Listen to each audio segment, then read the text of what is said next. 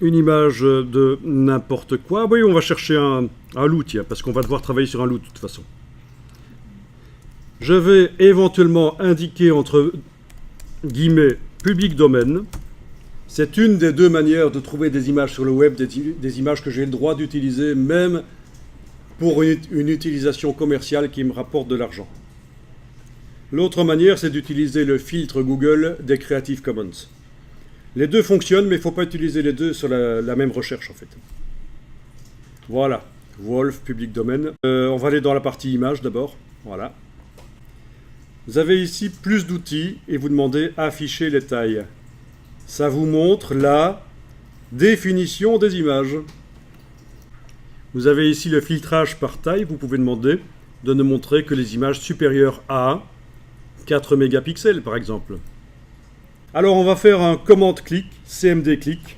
Donc, quand vous avez fait votre commande-clic sur le loup, vous pouvez, dans l'onglet ici, cliquer sur afficher l'image et dans le nouvel onglet, c'est l'image haute définition qui arrive.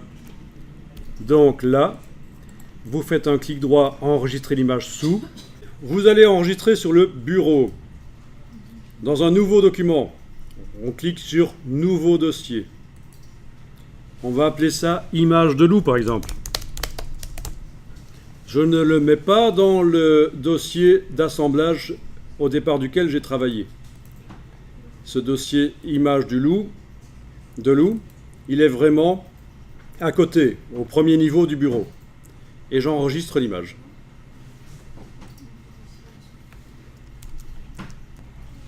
Je vais enregistrer une autre image. Est-ce que vous voyez celle-là? Je ne sais pas si on va réussir à la voir facilement, je vérifie parce que sinon il faut peut-être s'inscrire sur le site, c'est ennuyeux parfois. Non, ça marche. Certains sites vous demandent vos adresses mail. C'est parce que c'est le but en fait. C'est le but, c'est de récupérer les adresses mail pour pouvoir vous spammer après. Ok, donc commande-clic sur l'image, ici, tout le monde la voit? Normalement oui, si vous avez tapé la même chose que moi ici, si vous avez filtré comme moi supérieur à 4 mégapixels, vous devriez la voir là quelque part. Elle est pas mal celle-là, parce que c'est la tête du loup qui m'intéresse principalement ici.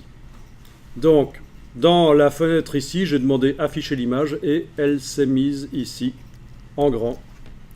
Que vous soyez en zoom avant ou zoom arrière quand vous téléchargez n'a pas d'importance. Clic droit, enregistrer l'image sous. Je l'enregistre dans image du loup. Dans le dossier image du loup.